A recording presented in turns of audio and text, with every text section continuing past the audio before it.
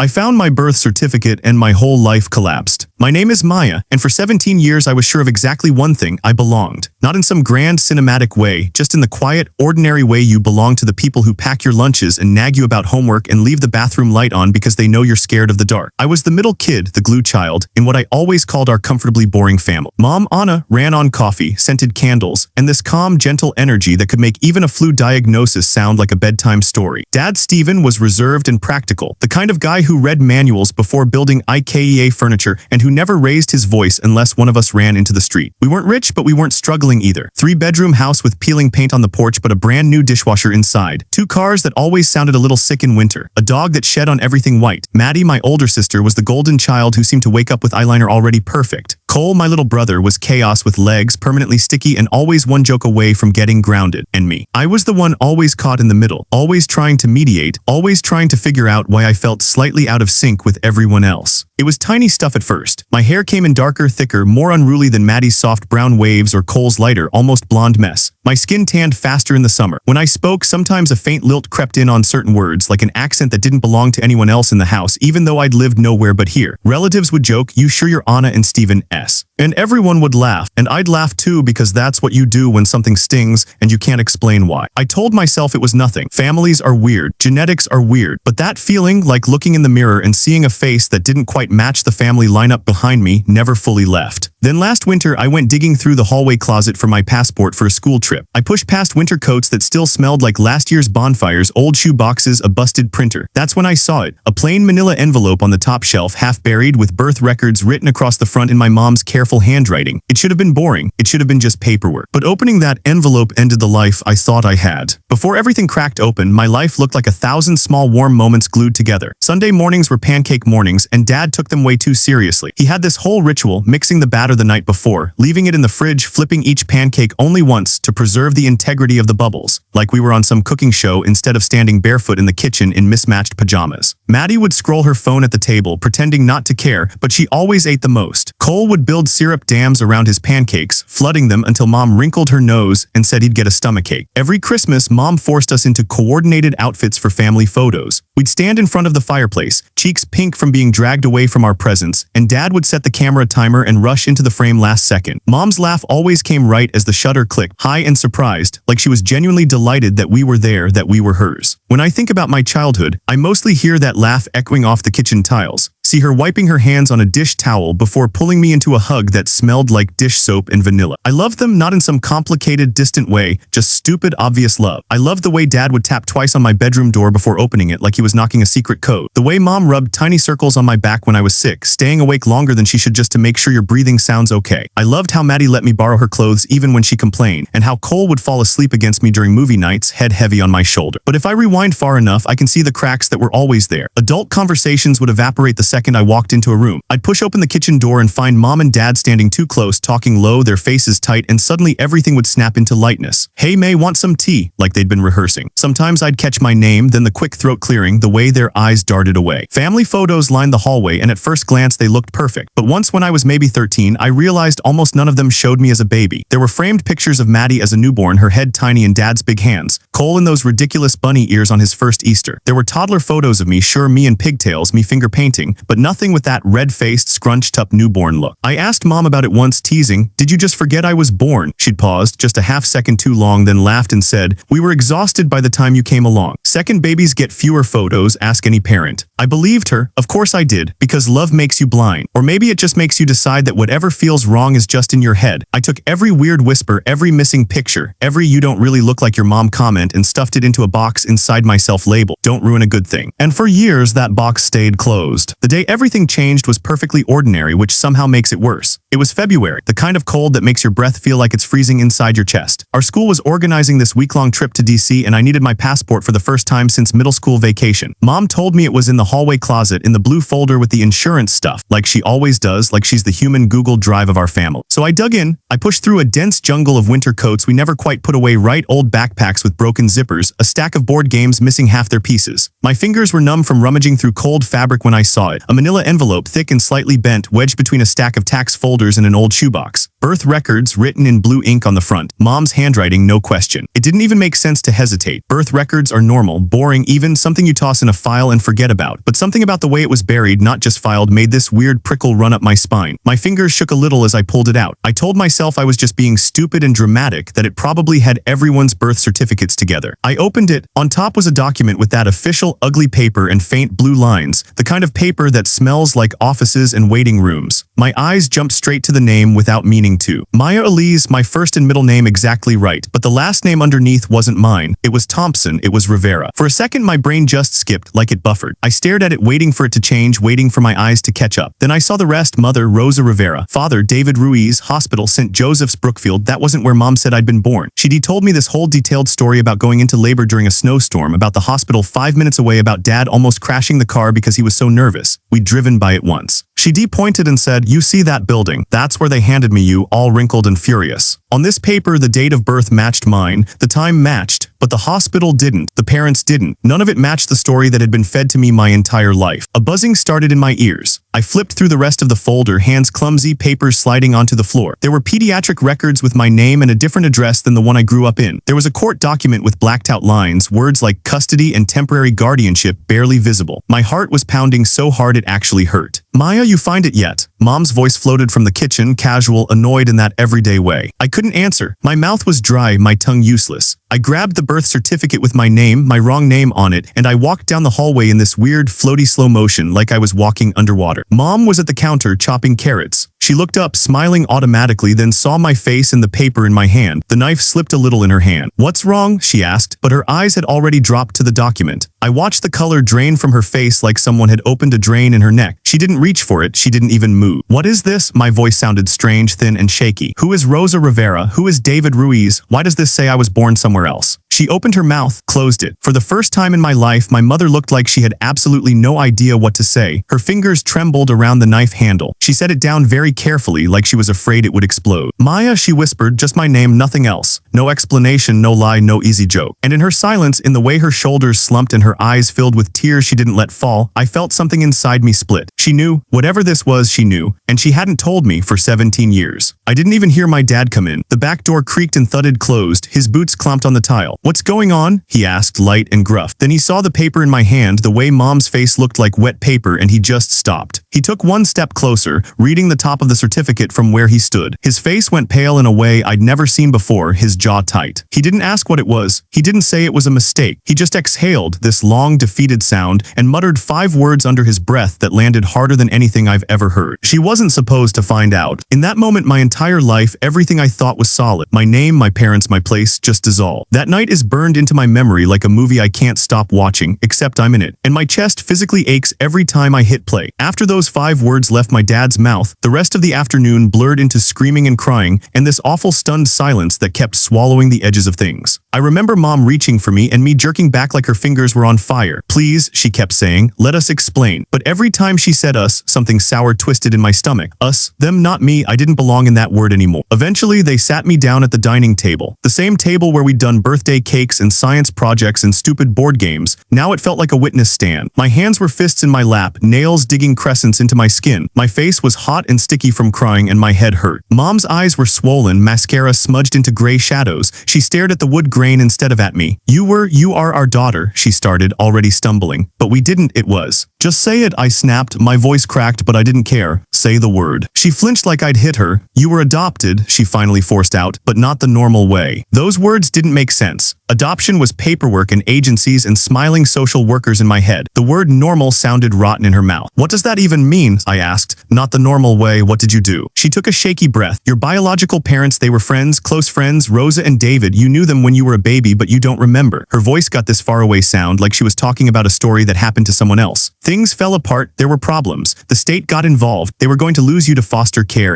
and you what?" I cut in, my throat burning. "You just took me." "We were asked," she said quickly, desperate. "We were asked to help, to step in as guardians just while things settled. We were going to tell you, we kept waiting for the right time. Dad finally spoke, his voice low and tired. By the time you were old enough to understand, you were already ours. We didn't want to confuse you or hurt you. We thought protecting you from the chaos was better. The chaos? That's what they called whatever my real parents went through. Neatly packaged, smoothed over chaos. My brain snagged on one detail. Who asked you? Who decided this? Mom looked nauseous. There was a social worker and a lawyer. It all happened so fast. Rosa was in trouble and David, he wasn't safe. We were told it was temporary at first, but then hearings dragged on and it just became permanent. We signed papers. They signed papers. It was supposed to be in your best interest. In my best interest, I repeated, the words bitter on my tongue. Keeping my entire identity a secret, lying to me every single day of my life, that's your idea of protecting me. Tears spilled over her cheeks. We wanted to give you stability, a normal life. We were scared that if we told you, you'd feel unwanted or torn between families. I almost laughed. It came out wrong, a broken sound. Guess how I feel now. I don't know how long we sat there, circling the same explanations. Every answer just led to more questions that made me feel like my ribs were being pried apart. Then Mom said something that knocked the air out of me. Maddie and Cole know, she whispered. We told them when they were old enough to keep it private. We thought it was fair that they understood why things were different. The room went silent in that ugly way where you can hear your own pulse. I stared at her, sure I'd misheard. They knew. My voice sounded small, childlike. They've always known. Dad didn't look up. That was answer enough. Every memory with my siblings flashed through my mind like a reel rewinding too fast. The time Maddie brushed my hair and said, "You're lucky your hair is so thick." Cole's constant, "You're my favorite person, May." Every time they said our mom, our dad, so casually, they'd known I wasn't part of that or the way I thought I was. They'd smiled and laughed and fought with me, all while holding onto a truth that I didn't have. The betrayal didn't feel abstract or poetic. It felt physical, like someone had walked down the hallway of my life with a black marker, crossing me out of every family photo, every inside joke, every time someone said I love you and I thought we meant the same thing. At some point I stood up. I don't even remember deciding to. My chair screeched against the floor. Mom reached for my wrist, but I pulled away so hard my skin burned. "I don't know who you are," I said. My voice was hoarse, shredded from crying. "I don't know who I am. I can't do this right now." I went to my room, slammed the door, and slid down against it, my whole body shaking. Through the wall I could hear muffled voices, Mom sobbing, Dad talking low and urgent, the phone ringing, footsteps pacing. The house that had always felt like a soft, safe box around me suddenly felt like a set built out of cardboard. One push and it could all collapse. And the worst part was knowing that everyone inside it had been acting from a script I'd never seen. The next day I packed a duffel bag with shaking hands and walked out. I didn't slam any doors this time. I didn't trust myself not to turn back if I made it too dramatic. Mom stood at the bottom of the stairs, her eyes swollen, her voice soft and useless. "Maya, please at least talk to us, don't just disappear." I couldn't look at her. "I need space," I mumbled, staring at the doorknob instead of her face. "I can't breathe in here." She reached out like she might touch my shoulder, then stopped midair, her fingers curling into a fist. "Text me when you get there, okay? Wherever you're going." Yes, I lied.